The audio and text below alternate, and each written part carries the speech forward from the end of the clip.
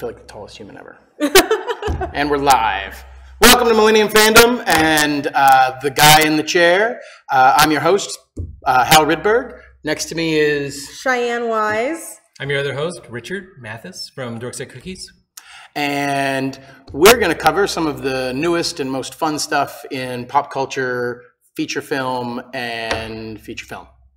In other words, we're going to spoiler the heck out of you this entire podcast, but we'll warn you about each topic before we spoiler it. I'm going to get spoiled with you guys on some stuff. Don't worry about it. I understand. Yeah, that's a thing. Yeah. Okay, so we will be spoiling each other, I'm sure, on various. actually, because I was only able to get through one of the 3 CW shows this week. Like, you guys are going to have to carry the hell out of me on that. I think that's fair. Yeah, I'm sure that's good because I'm much more of a Marvel guy. So we're going to start off with this week's CW shows. I did get to see The Flash. I was considerably less than impressed with The Flash, but I've loved the last 2 seasons. I love all the characters, so I stuck it out to the end of the episode. Wasn't able to see Legends of Tomorrow because the CW app is difficult and stupid. Fair. But what was your guys' take on the Flash episode? I actually didn't see the Flash one, so You didn't see The Flash, so it's one of those shows that I'm like, I'm gonna get into, and then I just haven't. Like, I always say I'm gonna get more into the DC shows, but there's no Starfire yet, so I mean. Yeah, if you weren't watching Arrow when they premiered Barry on that weird, like, over the break episode where you meet Barry before he comes to the Flash, even catching up to the Flash half a season in, it's not nearly as fun. Plus, I can't help but see him as Sebastian from Glee. That doesn't help. I was a Gleek for a very long time. I'm ashamed. I'm still a Glee. He was the jerk that threw rock salt into one of the other characters' faces. I love that you're saying that like I have any idea what you're saying. Somebody out there knows. Somebody knows. I watch everything, so apparently, I watched Glee for a very long time, and then it got really bad, and I had to bounce. So I didn't stay through the whole thing, but I was there long enough that I saw him throw rock salt into somebody's face. When it gets that bad, I let it finish, and then I binge watch the whole thing in the course of like a day, just so I can tell myself that I finished it. See, it was too painful. It was like watching like one of your friends develop a drug habit or something, where you're just like, I can't be around this. The worst part about it is that, like so many other shows, towards the end, it actually got good. And it was like, oh wait, they could actually continue. And I'm sure they thought we could continue. But no. Yeah. But no. So this week's Flash episode felt forced to me. Yeah. Like it didn't really resonate like the other episodes in previous seasons have. Certainly not the first episode of the last 2 seasons, like the first episode of the first season. Like there's a lot of force-fed, this is the Flash and this is why he's fast. But this first episode of this season, like if you remember the last episode of last season, he steps into the Speed Force and he's gone. Yeah. Puff. And like all the CW shows, like they're gone for 6 months. So when you come back to the CW show, they're like, well, we've been just doing our own thing for 6 months. So like they're trying to make it like the TV show is just a portal into these folks' lives for X. Yeah. So the first episode, they're like, it's 10 minutes into the show, into the episode, and they're like, we should bring Barry back. And I'm like, this just doesn't feel right, because I feel like on day 2 of this 6 months break, you'd have been like, we need to bring Barry back. If that was a thing that they were capable of. Yeah, if you were capable of doing all of this in like the span of 2 days, why didn't this happen 5 months and 29 days ago? But fair. To be fair, though, I feel exactly the same way, except for the fact that what they said was he'd been working on it this whole time. And this is the only reason they were willing to risk losing the entire city was because they were pushed into a situation that they were going to lose the whole city anyways. Yeah. Okay. I don't know. Even that feels like it feels contrived to walk in 6 months later and like the day that you come back 6 months later, we've decided we're going to bring Barry back. Like even an episode or 2 of like let Grant sit the bench for a little bit to give a little gravitas to bringing Barry back. But he's back in the show in the first 20 minutes. So that's a good and bad thing about CW, though, because what CW has done is they've said with The Flash, they're not going to have Barry constantly. Is he going to get with what's her name? Iris West. Is he going to get with Iris? Oh no. Oh, and they do it a little bit, but he's always into Iris. Iris is the love of his life. And so they're just not doing the normal thing of, hey, we're going to have 7 seasons of, are they going to get together or are they not going to get together? They don't do that. And similarly, other shows would have 3 episodes of Flash is gone. Will he come back? Will he come back? I don't know. I get where you're coming from, and I totally understand. I totally get it. I don't know. This first episode, and of course I'll stick around for the entire season. I mean, honestly, The Flash and Arrow and Legends of Tomorrow are about the only really good, solid comic book television in existence. You don't like Agents of S.H.I.E.L.D.? Supergirl, though. Agents of S.H.I.E.L.D. After season 1. Let's not talk about season 1. It took so long to get going, and now it just feels like it doesn't have a real course. Like they brought back and got rid of Ward so many times, and Daisy was Daisy, then she wasn't Daisy, and now she's got a boyfriend, and oh, he's dead. Like, it's even the characters they bring in, the great Marvel Ghost Rider. I was expecting to see more of Ghost Rider than half a season and gone. And what's his name? Not Cyborg. No, not Cyborg. I can't think of his name now. Deathlock. They had Deathlock on for like at the end of one season and part of another season, and then he just disappears. Like, they have access to all of these amazing characters because they're supposed to be the agents of S.H.I.E.L.D. And all of them feel like they're just one-shot wonders. Like, we'll show up for a couple episodes and then we're gone. Them bringing in Madam Hydra, though, that actress is so good as Madam Hydra. Unfortunately, she wasn't really Madam Hydra. It was all by in the end. She was. It was all in a dream. That was brought, she came out of it, and can you tell I don't watch Agents of S.H.I.E.L.D.? Sorry.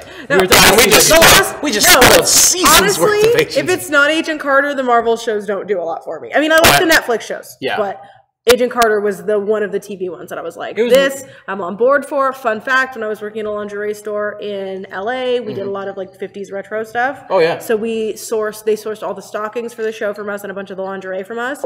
And then she came into the store one day. Oh my I was God. by myself and I'm trying not to have like a heart attack. And I'm just like, hi. She was super nice. Haley, if you're out there somewhere, I wasn't a clown when you came into the store, but you were really nice. Thank you. Ha! So off topic. Yeah, I honestly, like the only Arrow and Flash. Honestly, even Arrow has dropped off in the last couple seasons. It's really started to get harder and harder to watch. I had high hopes for Inhumans, and I feel like I want that 3 hours of my life back. It could pick up. I'm trying to be. No. The intro looks like it's a high school video project. The acting, they've got some amazing actors in it, and all of the actors feel like they are doing a college drama course. It really all feels terrible. On the other hand, The Gifted is amazing. Plus, we're getting a Titan What world show. are we living That's in? all I care about. Where a Fox Starfire thing- is A black. Fox show is, although if Fox is truly being Fox, by the time we get to episode 10 of this particular series, they'll cancel it. They'll cancel it. Yeah. No, Actually, that's true. They always have good shows. If Yeah, it's they good, get great will. shows, and it'll get to episode 10, and they'll be like, we're not seeing the numbers we need to see. We need to see box office release numbers. But Gotham survived. Cancel it. I can't really get behind Gotham. Like, Batman is one of my favorite I DC tried to get characters, into and I Gotham. can't. So you They're didn't get playing into with the second mythos season? so much. No. It gets good after second season. Does it? Because the first season, it's like, this doesn't even have to be Gotham. But by second season, they start introducing all these characters that you're like, okay, this is like an origin story for all these villains. It's pretty good. Selena didn't watch Bruce's parents die. That was weird. I did like that actress. I was like, okay, I'm here with this, and then And I don't know who that dude was that they had that looked an awful lot like the Joker and talked like the Joker, because he was freaking amazing, but that's not the Joker's origin, and he's not the Joker, and that was just They have no official origin for Joker. weird. I did. That was just weird. I actually did really like, I guess. I mean, I'm behind, but I do really like the actor who plays Oswald Cobblepot. I feel like I really he like was him, really too. good. That's a I was really like, it's a cool in bold real choice life, to too. choose somebody that tall, though. But Because Cobblepot's supposed to be a They always short. make he him just look pretty short. sold it. He's supposed to be like a penguin. He's like Paul supposed to be Williams. tiny. Well, yeah. He's redefining the Penguin. To this day, I don't understand why they never cast Paul Williams to play the Penguin in anything live action. I still don't understand that. He's Yeah. Well, tiny. back to the CW shows. The Flash episode this season just. What do you think start about it them off. adding Razor? I don't even know how to pronounce his weird cybernetic alien name. Oh, the guy at the end? Yeah, Razor. It's Is that who it was? Because I Yeah. thought it might be Brainiac. Like, No. It looked enough like just somebody's head plugged into a computer that. his name is like RAI ! $! Or something like that. And that villain is a he's been introduced a couple different ways, but primarily and he's in Cyborg. He is a big villain in the Cyborg comics. Okay. But he's an alien. Well, now he's probably human, but originally he's an alien, and alien intelligence who ends up on Earth, but he's phase shifted, so he can't interact with us, and we can't interact with him. But then a speedster, I think the Flash probably, but maybe Kid Pulls Flash, him out of phase. interacts with him and allows him out, but doesn't realize it. And then now he's freed this alien who is stuck here. And ultimately, I think and I'm not a big Cyborg fan, but he ultimately gets. That might be fun to see Cyborg. It would be super. That's true. If they did a Although- good job with him. Although that's my problem. there's been some scraps back and forth with CW and WB about which characters and villains they're going to get to use in television. Yeah.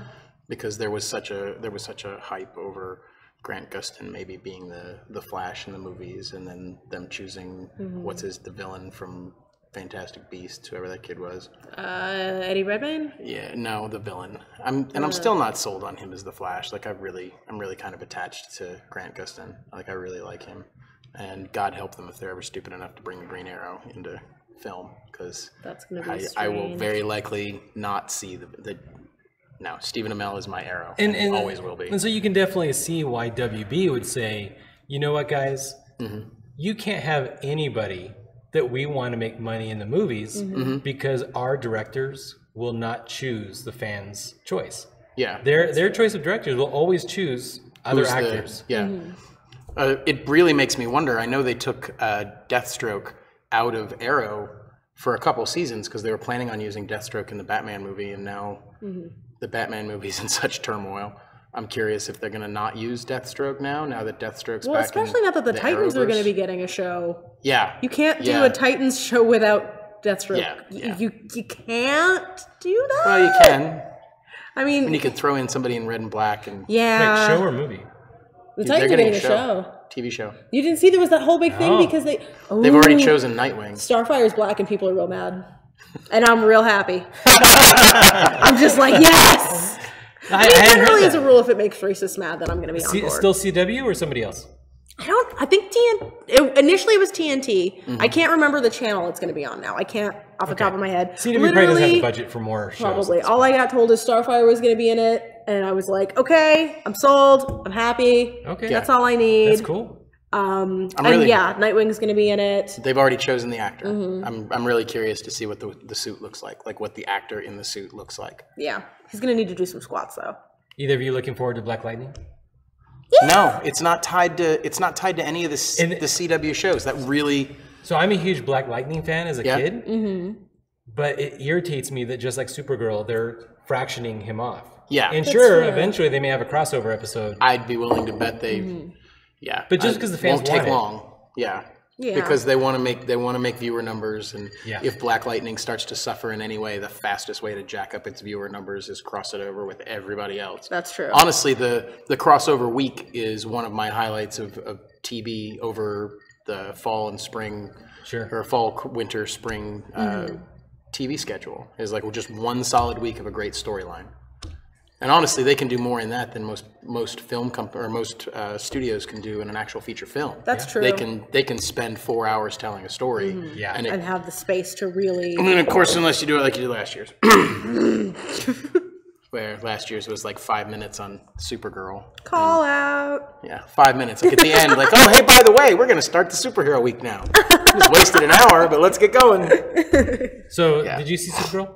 I didn't see the new one, no. No. I'm alone, guys. I was off running around in the sewer, guys. What do you want from me? That actually is why I'm behind. So what kind of time mark have we hit so far? 8 minutes. Okay. Okay. So the villain on Flash, I know it's a little bit forced. I assume that they're just trying to get into their normal storyline. So if they have 23 episodes, 22 episodes, whatever, they spent one episode connecting to the previous season, and now they're free.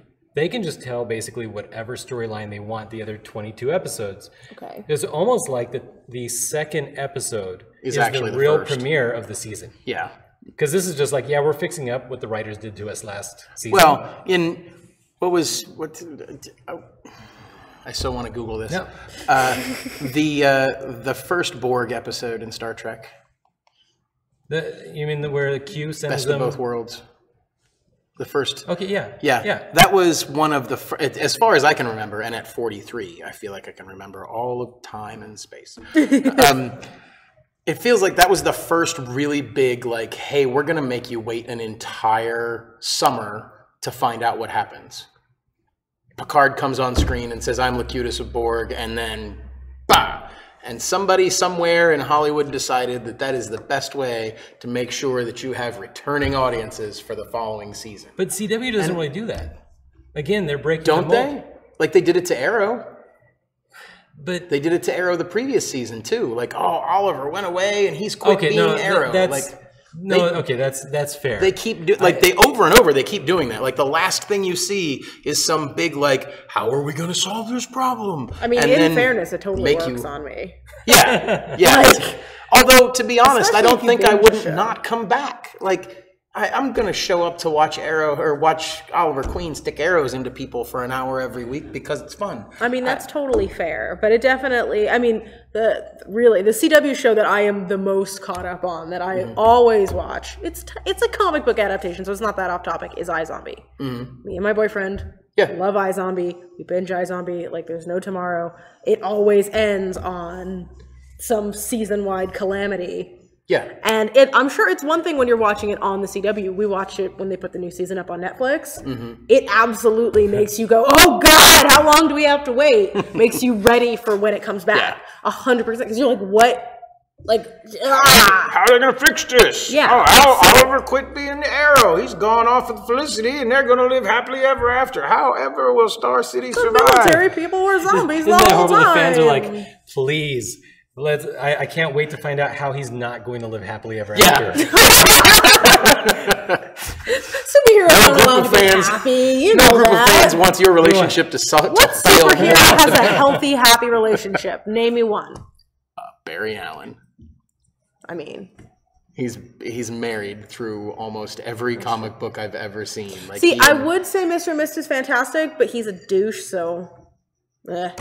Ends up being the villain in the most recent Marvel storylines. Yeah. Is he? So, yeah. He's just a In Secret dick. Wars, he's the That doesn't shock me. super spoiler maybe. Unexpected spoiler. Sorry guys. So, I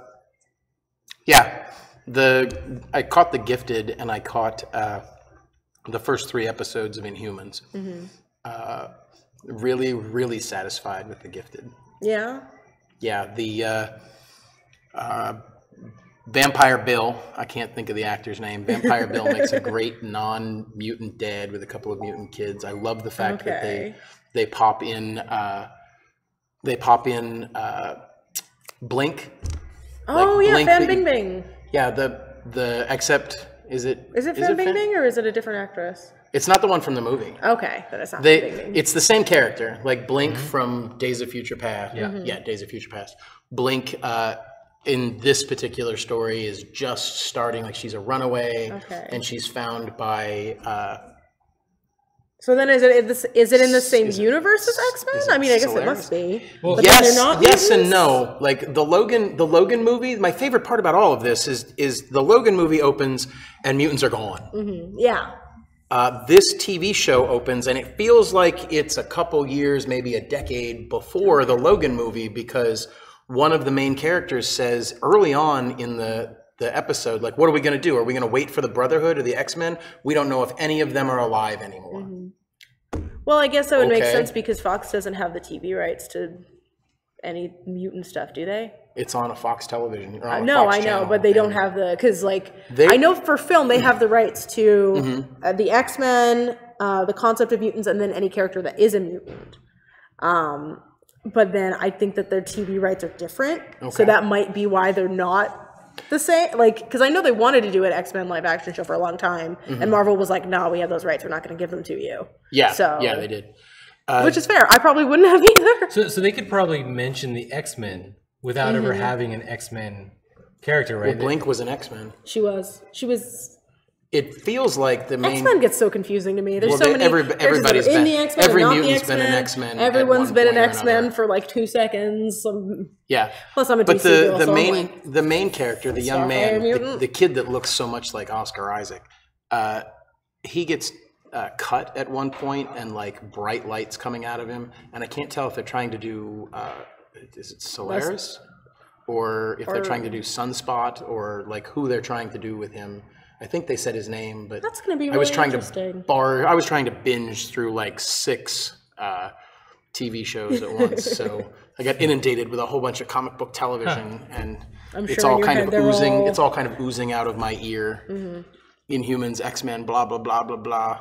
I can't see what's his name from Inhumans, the human brother. I can't see him as anything but Ramsey Bolton. No, I can't see him as anything but the kid from Misfits. Oh, he was in Misfits. That's right. He was probably one of my favorite heroes turned villains turned heroes in like superhero film. Like, if you haven't seen the Misfits, it's an English television show, and just like most television, the English do it better the first time around. And that TV show was amazing. The 3rd season you could probably skip. I would probably watch $20 burning in an ashtray faster than I would watch the final season of the Misfits.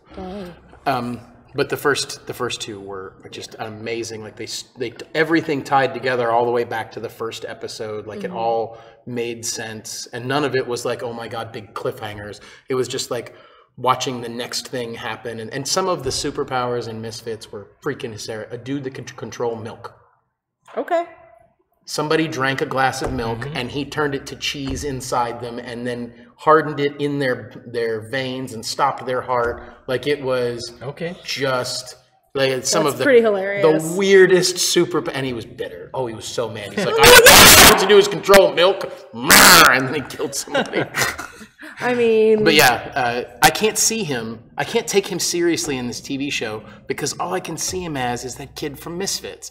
Even as Ramsey Bolton. I was going to say, he's Ramsey Bolton. I'm watching this and I'm just like, God, I'm wondering when you're going to blink through time. Like, when are you going to go back and make all this nonsense? I mean, that would be an interesting development. That'd be quite a twist in Game of Thrones. Anyway. The start of the next season. I feel like Inhumans, I mean, it had a lot going against it. Right? Because it was going to be a feature film. Yeah. And they knocked that down and turned it into a TV show. But the comics, because the story's got to be spread out. It's a story that never sold very well in comic book form. The best things about the Inhumans now are the best things that were good in the comic books, which is just the dog. That's it. I know a lot of people do like Medusa. So I haven't read enough of her to know why, but yeah, that's true. That's why they shaved her. That's why they shaved her head in the first episode. Done with that. That was expensive. But I know people do like her. Yeah. So little known, and some of this is conjecture, some of this is like internet hype. But when they started doing negotiations for Spider-Man to get Spider-Man on board in the MCU, they wanted to talk to Fox about potentially getting the X-Men into the MCU as well, like some sort of agreement deal like they did with Spider-Man. And Fox just kind of dug its heels in, like, no, we're not going to do this. They're ours. And the director of Marvel Print was like, I want all the X-Men dead. Like, we are not making any more X-Men characters. Same way they did with Fantastic Four. Yeah. In fact, they pulled the Fantastic Four down out of the offices, I'm told. Like, there's not even banners. It's dead. Fantastic Four is done. That's they did sad. such a... and that goes farther. But there's they're not making any more X-Men, and they're trying to push the Inhumans into the place of the X-Men. And you're not going to pull that off unless suddenly there's an Inhuman born with metal claws and a healing factor, and another one that can control minds. Like, you're going to have to literally recreate the entire cast of the X-Men not in Professor Inhumans. Xavier, not Storm. Yeah, that's true. You're never going to build that kind of hype for somebody that's sort of an afterthought. But don't you think that the reason that Fox has not done very well with most of its recent X-Men movies, except Logan, because they were based off of previous storylines, just like in Fox doesn't write new storylines. But Logan is new. Yeah, that's true. And it was great. Yeah, Old Man Logan, the comic book Old Man Logan, was a much darker, much bleaker story than, like, you watch Logan and you're bawling by the end of it. That was pretty and you're bleak. thinking, oh my God, this is bleak. Read Old Man Logan. Holy crap, is it bleak? But he was still awesome the whole time. That's the thing. It was bleak. The ending. Well, but that's just it. He never dies at the end of Old Man Logan because he's still Logan. Yeah, he can still kill the Hulk family. He can still he's super powerful, just like he always is, for no reason. He's just brah. There's no reason for a guy with a bunch of knives this long is going to be able to cut off the heads of Sentinels or any of that nonsense. But, but he's cool. He's got plot armor just like Batman, right? So rule of cool. Yeah, that's a thing. It exists. Mary It's Sue. real. He's got a Mary Sue belt. A little bit. Now, if Marvel wants to get my money, what they need to do is I'm waiting. I'm going to say it until it happens. I want a She-Hulk show. Tell me that wouldn't be amazing. I don't know that. I don't know how you would sell that. She's going to have a Netflix show. Is she? I think. Well, I don't know how you would sell that because during the day she's a superhero and a lawyer. Tell me that's not the coolest pitch for a show. She's getting her own show. Ally McBeal, but she can. Okay, but she's also an awesome, rad, liberated lady and not a whiny Catholic Irish guilt man. Did we see a lot of Irish guilt stuff in Daredevil? I don't know. Like Oh God, yes. Every time he goes to church and sits down. I don't want to be doing this. Oh, but Maddie, you got to be doing this. I don't want to be doing this. In the comic book, sure, but you don't see that in the show too much. Oh no, he goes to the show. He goes to the church a couple times in the show. I feel like a lot of it's implied and like Foggy is the best guilt tool in the history of Daredevil. Like every time Foggy shows up, he makes Matt feel terrible because it's Matt. Anyway, She-Hulk's on the list. That makes me really happy because that is a show that I would watch because it would have to be more like an action comedy tone. They've got a template. I would like. I don't know that any of those shows are ever going to be action comedy. No, clearly. But I would like that for sure. The Punisher looks like the most unbelievably raw, gruesome, bloody gun show that's ever been put on television. I still haven't finished Jessica Jones for a reason. It's not because I didn't like it. It's because I would watch 2 episodes and go, okay, I have to curl up in a ball now. But just to be fair, that I'll get through. But I can't. Netflix's deal, right, is they just choose a topic, like a type of show, and they say we're going to make 1 season about that thing, right? So you look at Luke Cage and its blaxploitation or whatever, that genre, 70s Harlem stuff. You look at Luke Cage was so good. Luke Cage, and it's all like Hong Kong action stuff, and they even did their stunts. Iron Fist? I mean Iron Fist. He even does like his stunts like the 70s, not like the new 90s action movies, but like the 70s action 40 movies. cuts to a fight scene. Like, so if they chose a certain type of comedy thing, probably from the 80s, we might see some She-Hulk would be the character to do that with. Comedy stuff. Bonus, if you want to do sensational She-Hulk style, where she is aware that she's in a comic book, because she did that before Deadpool. She did, and it was wonderful. Read Sensational She-Hulk, everyone. Never read a page. I don't know if they really, really enjoyable. I don't know if they can. I read Iron Man until Iron Man became Iron Girl, and then it was like, not that I don't like the idea of more female and people of color heroes, but I'm really not sure why you have to start taking away my heroes to add more heroes. Are we so out of creativity that we can't come up with new. Well, there's actually, I forget, I was reading something. I'll have to see if I can find it again. I'll send it to you. Where a lot of people think that the theory for why they've been doing that is specifically so they can diversify the marquee name lineup for the movies when it comes time to recast people. Because you can't just cast somebody else than Chris Evans and be like, hey, this is Captain America now. People are not going to deal with that. Did it with Rhodey. I mean, yeah, but like in the films at this point. Like the average fan is going to be like, no. Right?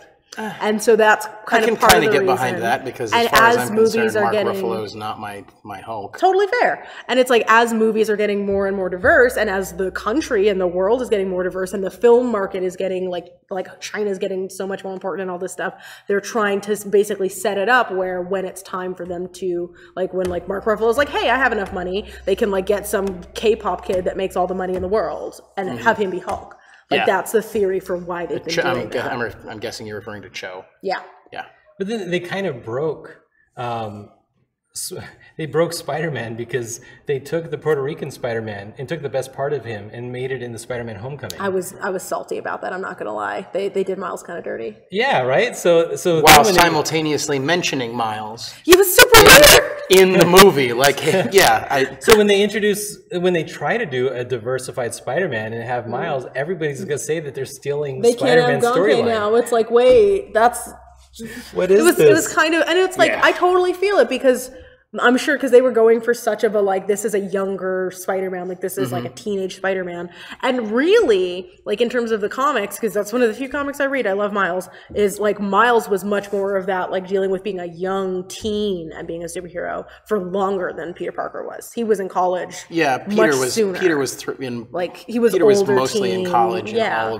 All of Spider-Man. So I totally get why they took some of those elements, but I was still, and I was still salty a little bit because Miles is wonderful and he deserves all the nice things. I just don't. What's our time at?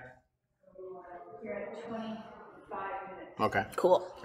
It's just a little unfair that eventually, when they do release a Miles, or they're not going to be able to use any of the original Miles content. Yeah, they have to make because all of the original Miles content's already been used by Peter. Yeah.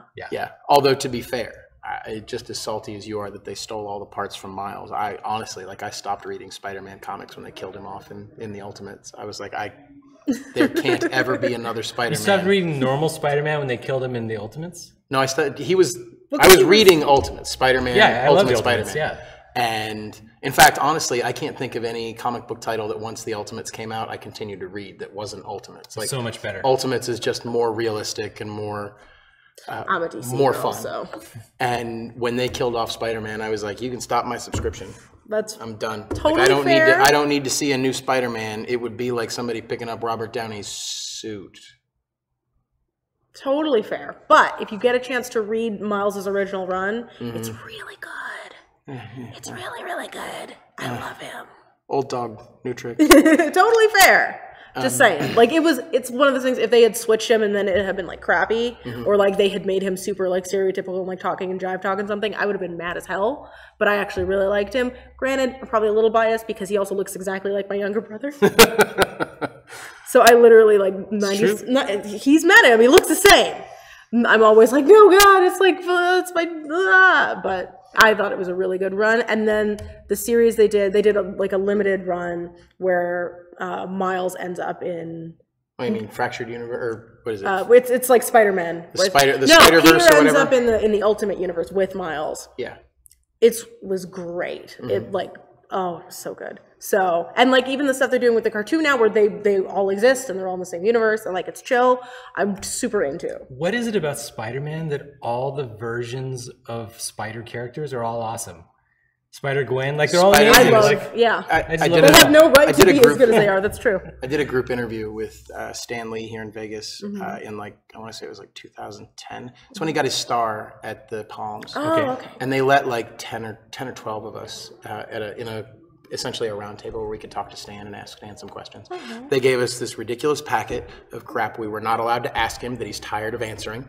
But one of the questions that I got to ask was, he's worked for both DC and Marvel. Yeah. And I asked him why the Marvel heroes feel so much more lifelike and so much more real.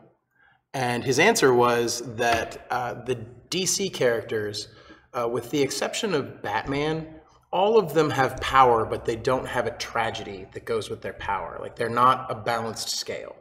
They're like Superman, who has all this power, and there's no reason that he should ever lose anything. And Wonder Woman, who's got all this power, and there's no reason that she should ever lose or be sad. So this is Stan Lee's perception.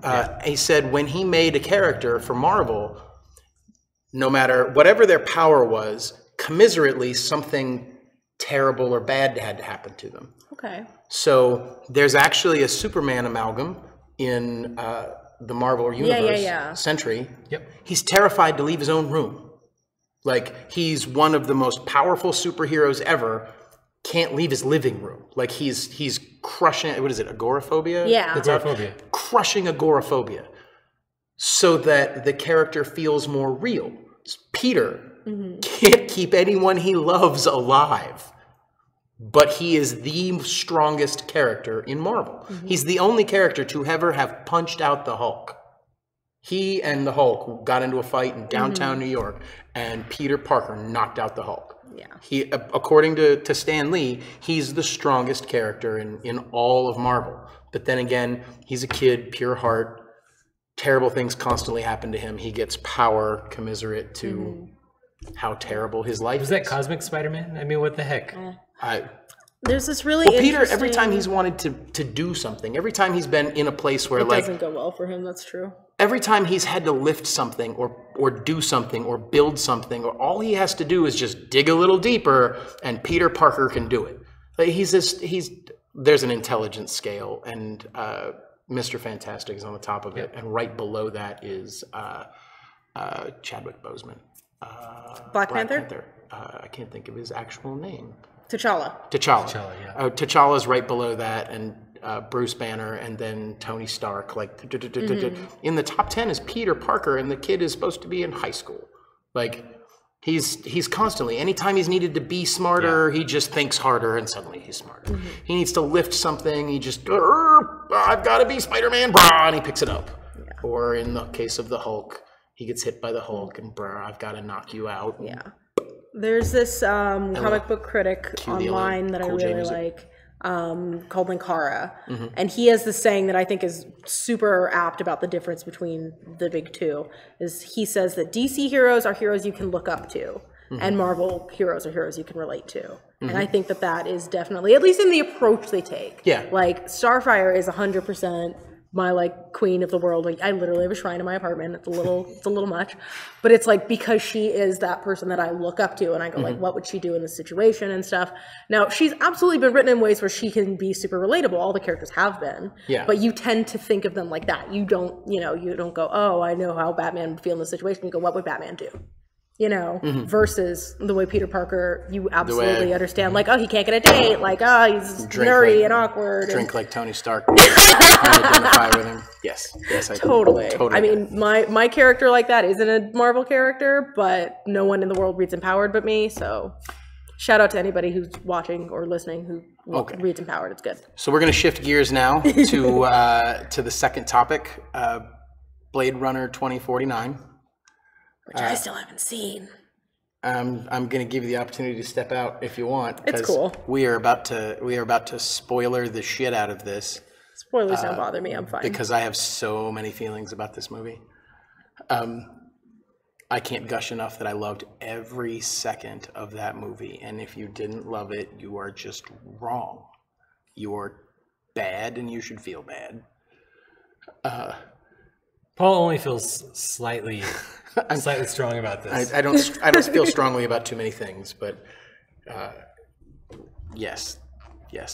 It was, as far as visuals go, as good as, if not much better than the first one. Like, the color palette was perfectly chosen. There were a lot of really good nods. There was a lot of questions answered from the first one, and there were a lot of questions they did a great job of dodging around. Okay. Like, the question everybody went into that movie wanting to know is Rick Deckard a replicant? They never tell you. They never tell you. That's good, because that's part of the reason I didn't go see it. I wasn't sure how I was going to feel about that getting answered. Oh, and it's still, like, there's parts and pieces of it that I feel like answer questions or so in the original Blade Runner, depending on which cut you saw. True. I've seen all 4, and I loved every one of them, and I loved every one of them for a different reason. I watched the final cut pretty regularly, but every so often I'll go back and watch the very first one that everybody hates, because Blade Runner is a future noir movie. Yeah. Mm-hmm. So if you've ever watched a 1950s, 1960s detective noir movie, film noir, there's voiceover. Like the main character is telling you the story as you're watching the story. And I could sit and listen to Harrison Ford read the phone book. So no matter how much they hate the voiceover of the very first Blade Runner, I think a lot of the film, the original Blade Runner, gets lost when you're not hearing what he's thinking or why he's doing something. And there's a unicorn dream in, I want to say it's the director's cut. I want to say they cut it out of the final cut, because I watched the final cut a few times this month, and I don't remember seeing it in the final cut. He has a dream about a unicorn. And Edward James Olmos' character, I forget which officer he is in the first one, at the end of the movie folds an origami unicorn and leaves it outside Decker's house. Now, they talk a lot about dreams. Like the original book was called "Do Androids Dream of Electric Sheep?" It's dreams are a big, which is a great Easter motif. egg, because he makes a sheep. Yeah. It's a big motif in the original movie, and Rick Deckard dreaming of that unicorn, and then a fellow Blade Runner folding one to leave for Deckard, at least to me, really felt like we're both having the same dream. We're both thinking about the same things and having the same dream. We're both obviously replicants. Yep. But nobody ever says that. And then, and again, I will tell you, I am about to talk about Blade Runner 2049. So if you have not seen it, turn this camera off. I'm not in, spoilers. Edward James Olmos showing up in the next movie as an old man. Like, they never really say he's a replicant or not a replicant, but it sort of feels like he's not. Well, for him to be aged that long, because replicants only get to live a couple of years, The opening scroll, they say that after the Series 7, after the Nexus 7, they started making replicants with open-ended lifespans. Okay. And the Nexus 8, which was Rachel, had an open-ended lifespan. Okay. So she could potentially live as long until she died of natural causes or not natural causes.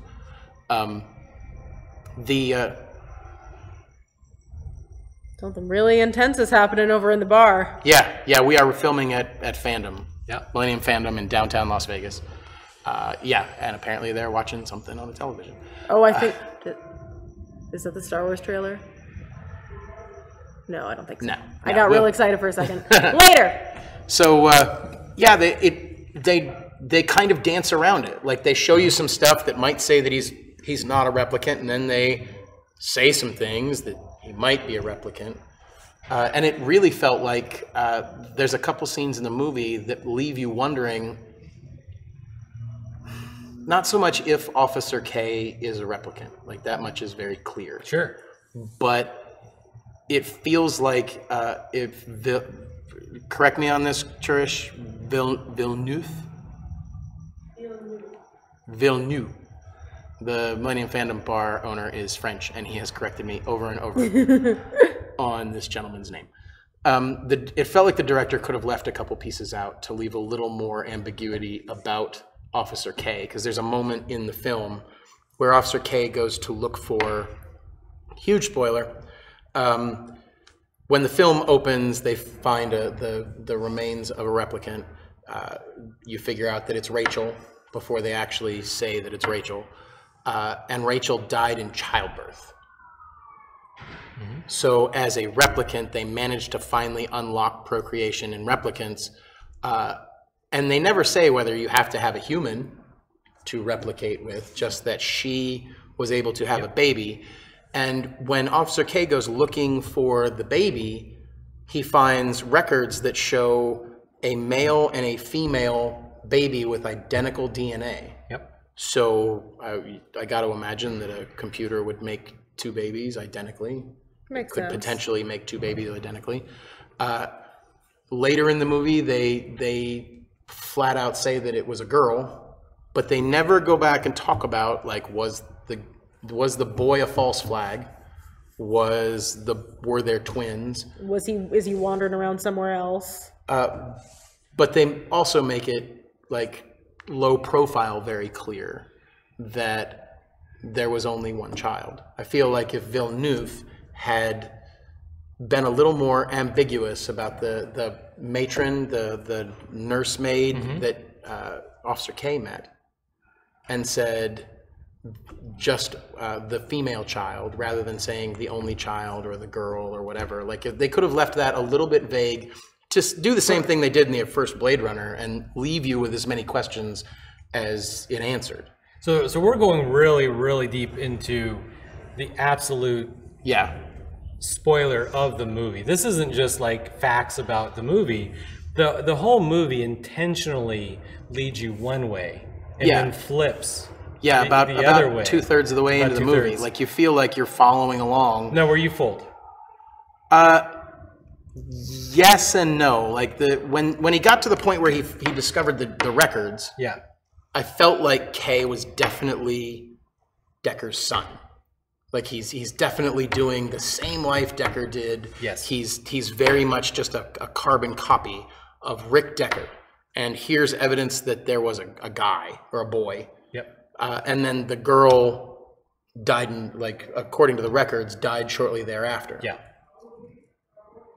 When they got to the point where they started talking about the girl, because I love Blade Runner so much, and there are so many ambiguities and false flags in the original Blade Runner. Like I wasn't ready to set that particular torch down. Like even at the very end, what happens to Officer K? Like I'm just like, do you really see it end for him? Like I can't say that I saw a body bag zip up. I don't know. No. So he could have survived, definitely. Yeah. But I was fooled,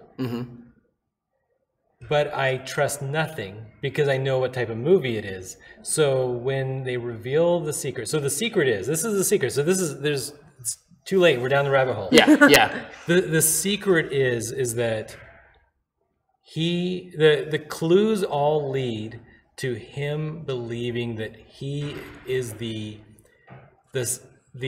biological son of at least one replicant, possibly two replicants. Definitely the villain of the movie, or at least the villain of the movie's owner, he believes Deckard is a replicant. That's his belief. Deckard doesn't agree. Deckard thinks his memories are real. That's what he says. But to me, at least, it very much felt like he believed Deckard was a replicant. Yes, the human who owns the technology they never make it solid. But yeah, I mean, they never scan his eye or anything to prove one way or the other. So the Officer K, he believes he has a soul. And the moment he believes he has a soul, suddenly he starts having emotions. He starts acting up. It changes his life. Oh, side reference. One of my favorite subtle nods in the entire film.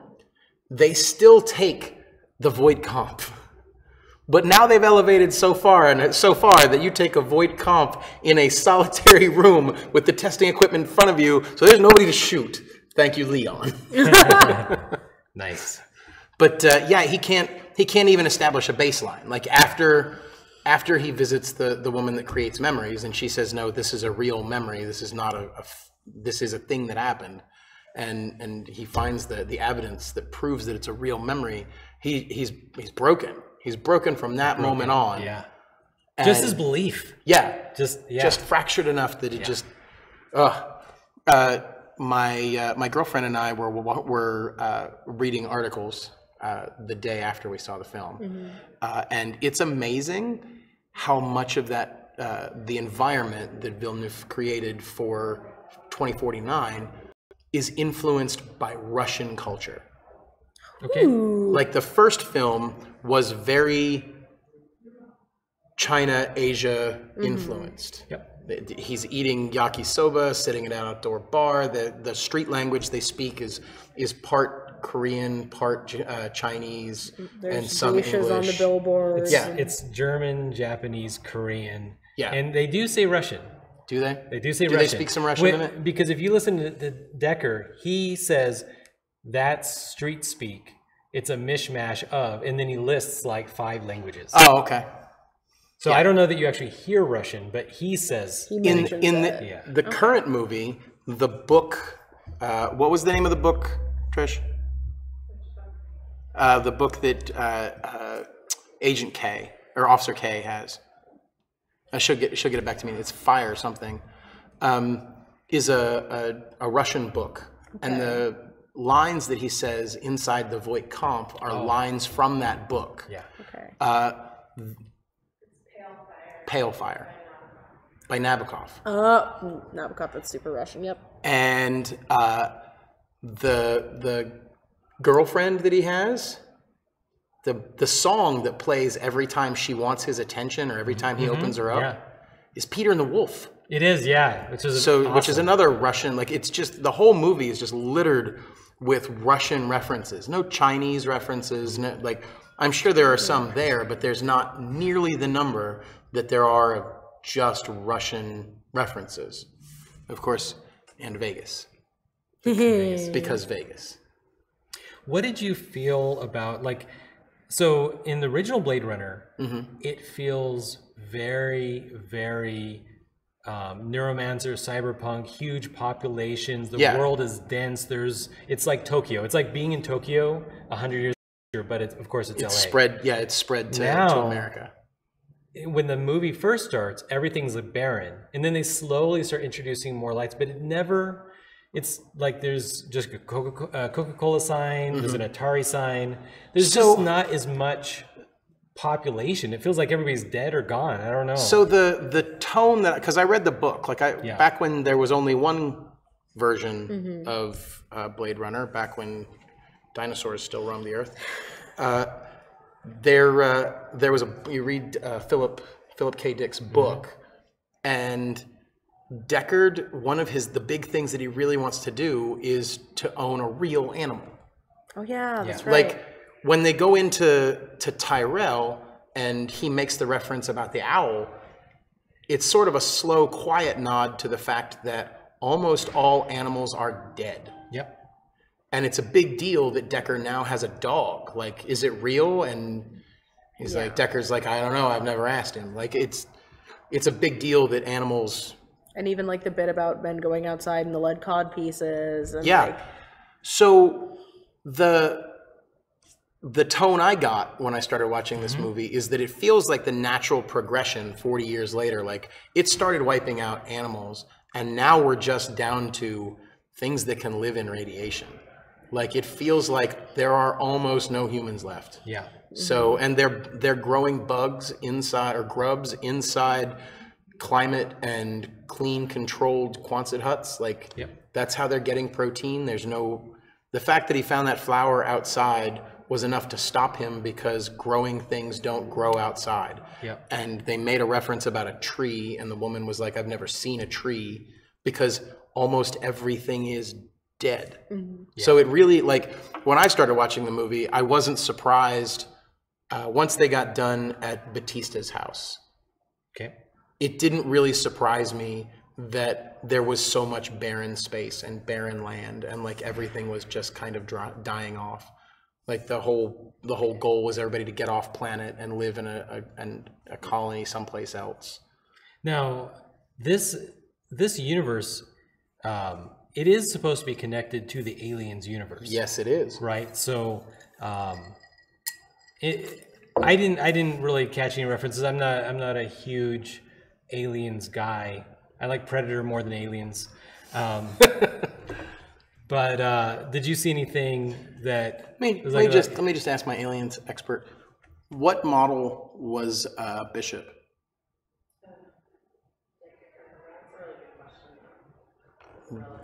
Bishop was a Tyrell model. Oh, was he? Oh. Yeah. And what's his face on the was it the Nostromo was the first ship? Or or was Nostromo the second ship? No, Nostromo. Ash on the Nostromo, Bishop on the, I can't think of it, Nuke It from orbit. It's the only way to be safe. They were both Nexus models. Okay. And they make a reference, Bishop makes a reference to Ash being an older model. So it's, I'm guessing like 4 or 5 to get to the point where you are now. Okay. That's cool. What I really want to see, what I really, really, really want to see, if you watch the beginning of Blade Runner and it talks about replicants and why replicants are not allowed on Earth anymore because there was a replicant uprising on a colony world and they wiped out the population. Like, I want to see a movie about that. I want to see a bunch of angry replicants wiping out a human population. That sounds like so much fun. Basically, it would be Cyberpunk Birth of a Nation. I'd watch that. Yep. I'd watch Game of Borgs. Yep. That's what I'm down for. Sold. But yeah. So at the end of it, what do you think? Do you think Deckard is a replicant or not?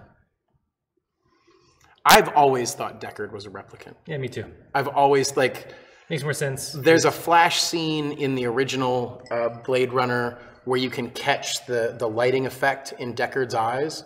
Like all of the replicants in the original Blade Runner have it's a specialized lighting effect. If you do it in the right kind of light, you don't get the red light that you get out of a pet's eyes. You can get like that shimmery gloss mirror. Like they do it to the owl. Yeah. And there's a second in the original film where it happens to Deckard. Okay, you don't put that kind of thing in as a director and not know whether he's a replicant or not. Well, the director has publicly said that he is he does believe he's a replicant. He says he doesn't know. He believes he's a replicant. Oh, come on. You put that reference in. But the actor believes...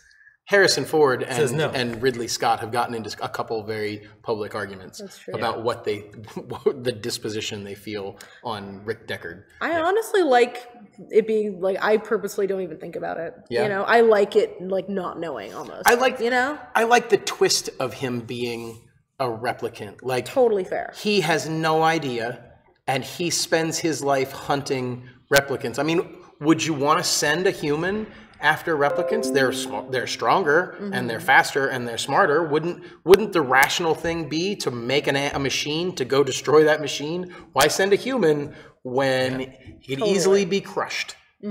So totally fair.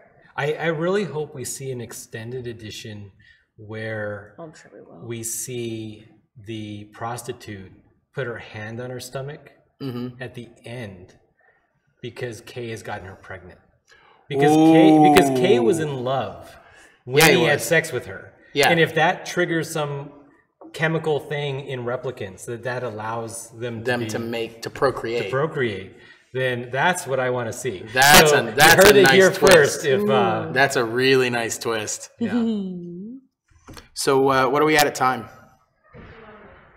Okay, so we can spend the last 10. Yeah. We can spend the last 10 talking. Nerding out about Star Wars. Nerding out just about that toy. About anything else? Is that the cool, cute new toy that's going to sell $1 billion worth of merchandise, or is it the new Jar Jar Binks? Is it the new Jar Jar Binks? That's the important thing. Nothing else really matters compared to that little guy right there. So Rian Johnson initially threw a fit and said nobody should watch the trailer. There's too many plot points in the trailer. Nobody should watch the trailer. The following day, he came out and said, "Oh my God, I was wrong. Everyone should watch the trailer." Just like a Blade Runner twist, my mind is full of confusion because I feel like some attorney somewhere at Disney pulled Ryan aside and was like, "You're going to get on Twitter right the fuck now. I'm going to tell everybody to go watch that goddamn trailer. We paid you to make this, and now you're not going to tell them to not watch the trailer. Go tell them to watch the trailer." Yeah, totally. So, but in the same breath, I really want to believe that Ryan watched it and was like, because directors, I don't think they don't have any hand in the cutting of the trailer. Rarely. So I'm not hoping, in a big one like that. Yeah. Right. I'm hoping that Ryan saw it and he was like, "Yeah, this doesn't give away too much. Totally go watch it." I suspect quite the latter. I suspect that they ran it by him before they released it, which is why hours before he was like, "Don't watch it. No, don't do it." I personally, I don't care with spoilers. No, it's not like it's So- going to stop me from seeing the film and seeing it on screen. Like, yeah, so I've got all the pieces. But that doesn't It necessarily mean it doesn't make the story for me. No. I mean, honestly, I was sold the minute that I saw that we were going to get more Phasma. That's all I want. Oh yeah. I love her so much. I don't care if she's Lady Boba Fett. I don't care. Right now, she is exactly. Right Lady now, Boba she's Fett. 100% Lady Boba Fett. I copped to that. And it's, Like, my boyfriend gives 10 me crap because I give him so 10 much words on crap about screen and Boba tossed. Fett. 10 words on screen and tossed into a garbage chute. I and everybody will loves say, her. though, it's partially because she's Gwendolyn Christie. Like, I mean, yeah. she's Brienne of Tarth. But the book that they put out on Force Friday, they put out a book that's just like her backstory. Super fascinating. And it's Yeah. like, I'm sure like very little of it will actually like end up in the film, but I'm so fascinated by her as a character, and she's shiny, and like literally I'm like, do I have time in 2 months to like put together some like silver corset cape thing for the premiere? But I don't know yet. Well, actually, But like, it looks like she's gonna get to actually fight Think- somebody, and it's gonna be dope, y'all. she's gonna fight Finn. Yeah, it's gonna be amazing. Yeah. And if it's based on reality at all, Gwendolyn Christie's gonna She's fuck him gonna up. stomp him down, honestly, probably. Yeah, yeah. That's But what I'm expecting. based on the trailer, I think that they put it all out of order, but it feels very much like this movie is going to be a nod to Empire and Return of the Jedi in the same film. Like yeah. spoilers. If you don't want to hear theory crafting, because that's what's about to happen. But it feels very much like, and my girlfriend and I are similar in our opinion, but just a little bit off. I really feel like the twist that I would love to see is that this becomes a redemption story. Because Yeah. backtrack just a I know second. where you're going. Backtrack just a second. The reason that the first trilogy and the second trilogy and this trilogy all have opening crawls, according to Kathleen Kennedy, is because these are Skywalker stories. These are about the Skywalker family. So Rey either has to be a Skywalker or these films aren't about her. They're about Kylo. Yeah. What the trailer feels like is that Luke decides he doesn't want to train Rey because Rey's as powerful as Kylo was, and he fucked up with Kylo. So, oh God, I can't do this with Rey. this So again. you've got to go away. So Rey goes to Snoke and asks Snoke to train her, and Kylo gets tossed to the side and decides that he's not going to take that. Like he's going to try to either steal Rey away from Snoke, or very much like Return of the Jedi, they're going to have to team up in the final movie to kill Snoke. And this is all going to be a redemption story for Kylo. Like, there's a couple shots in the trailer. Like, the first shot you see of Kylo flying his badass, almost Millennium Falcon, almost Darth Vader TIE Yeah. fighter. He takes a dive at Princess Leia's, or General Leia's ship, and you see him hesitating to shoot her. Yeah. Yep. Well, it only stands to reason, at least to me, with what I know, that he's crushing his helmet because he couldn't kill his mom. Like, he could kill his dad, but his dad helped him, and he can't bring himself Well, he to kill killed his his mom. dad, and it didn't make him feel any better. No. It was supposed to make him feel heartless and be like More powerful. More powerful. Yeah, and now he can't do it to his mom, and he crushes the helmet. Yeah. So that battle feels like it happens very early in the film. And then we have the stuff with Luke. And if there isn't some sort of redemption in this for Luke, I'm going to go to J.J. Abrams' house and shit on his lawn. Fair. Luke really feels like through all of this, he's kind of in a Yoda place. Like I was having this discussion with my friend Melanie and Trisha and my friend Melanie's husband Chris, that when Luke shows up on Dagobah and he's like, I want to be trained to be a Jedi, and he's technically the second to last hope Yeah. to stop the terror in the universe. And Yoda keeps saying, no, I don't want to train him. The Force isn't like unlocked by being in proximity to a Jedi. Yeah. You have it. And they're like, Maz Kanata is a prime example. Like, she can feel the Force and manipulate the Force, but she's never been trained. Somebody like Luke could potentially grow up to be a worse villain than Darth Vader. So why wouldn't it be your duty, like your obligation, to train this kid to be a good guy? Like, why would you fight so hard to train this kid unless you're terrified you're going to make another Darth Vader? Only if you don't train him, Then you are that's almost certainly exactly going what's to gonna make a happen. Darth Vader. So now you've got that same problem with Luke. I've already made a Darth Vader. Do I want to try to train another one and potentially make another Darth Vader? You don't have a choice, my friend. Well, but wait a minute though, because the planets are filled. I don't know, filled, but they have an awful lot of like Force people, and in the books, depending on whether the books are considered real or not real. Yeah. The extended They universe. have, you know, they have Force shamans and Force sorcerers that don't have the level of power that the Jedi are supposed to have had. And so wouldn't you rather just be like, you know what? You're going to be a villain either way. You're going to be a villain whether I train you or not train you. So I'd rather you be like a crappy untrained villain than a crappy than really trained villain. Yeah, so I don't know. Like, because Darth Vader Anakin was trained, and That's they true. knew not to train him. Yoda said not to train him either. That's true. So how many times does he keep making the same mistake? Because he's just like, okay, you guys convinced me again. Damn it. Sure, one last one. I'm really surprised. One of the big theories that was floating around before The Force Awakens was that Yoda said to Luke before he left Dagobah, if you start to fall to the dark side forever, will it, like, if you go and do this, if you quit your training now and go and do this, you will fall to the dark side. It will slowly take over your life. And yet Yoda was wrong. Like, wrong. Well, wait, but not in the original extended edition, which really built from that. He does go to the dark side. Oh, Luke? Yeah. Oh, you mean in the extended universe? Yeah, that's what I'm saying. Yeah. But here we don't even know what happened to Luke. We just know that he went off to a We planet, just know that he's off growing a beard. and we know that He's on Ahch-To, the planet that has the first Jedi Temple, with these guys, which I found out today are food. Oh no! our food. Yes, they are food.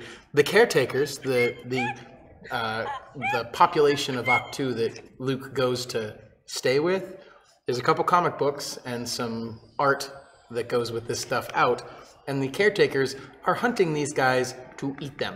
That's why he's so sad.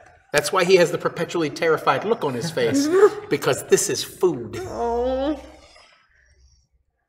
that's sad. Yep, that was a major spoiler right Like- there. Like, I just ruined a toy for you. I do like that. You know, even Still if gonna they, buy one. Definitely. Even if they wiped out the extended universe, Yeah. I do like how they're handling the comics and books. They're saying, you know what, the previous stuff, we kind of let authors kind of go wild and they did whatever.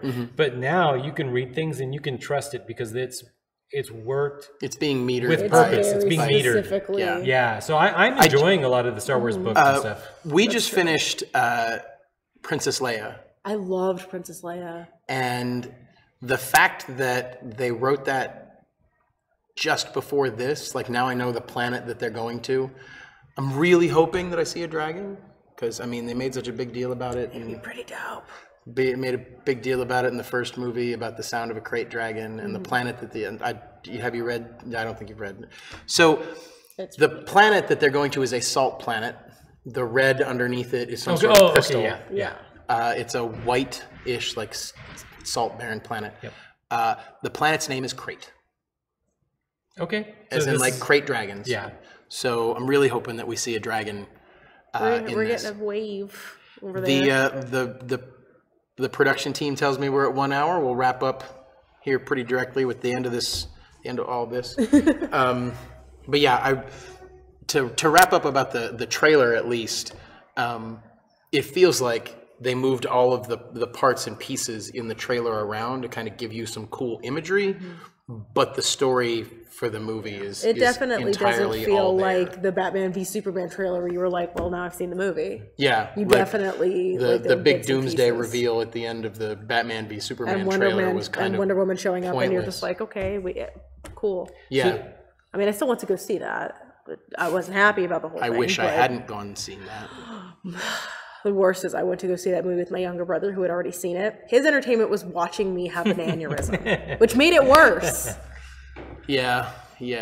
Anyway. But it feels like all the parts of the movie are in that trailer, and I was really hoping, especially now that they've announced that J.J. Screw Up My Childhood Abrams has come back to do the third movie, that the second movie would hold sort of an Empire Strikes Back place in this trilogy and be the best of the trilogy. If they're really nodding to Empire and Return of the Jedi in this movie, I still hold some hope. I'm confident that I'm not going to get a beat for beat recreate like JJ Can't Write a Movie did with The Force Awakens. So, Shots fired. I hate that guy. He's ruined every movie from my childhood he's touched. By the way, Star could be Trek worse. Beyond is the best of all three of those movies. I don't care what anyone says. Totally fair. Here's the thing. It could be worse. You could be a Gem and the Holograms fan like me. Oh, God. So take comfort. I just my life flashed before my eyes. I went to go see that in the theater. So The fan film that folks in LA made was a better film than the IDW comics are really good right now, though. But my point is, it could be so much worse. Your nostalgic properties could be girl nostalgic properties. Yeah. They get treated so much worse. Yeah, wow. Anyway, Let JJ do them. no God. So that's been the guy in the chair. I'd like to say that's me, but it's really not. I'm much more of a Tony Stark guy. I've been Hal Rydberg. With me has been Cheyenne Jaz Wise. And Richard Mathis. and I'm out. Bye. See you in your dreams. Yeah.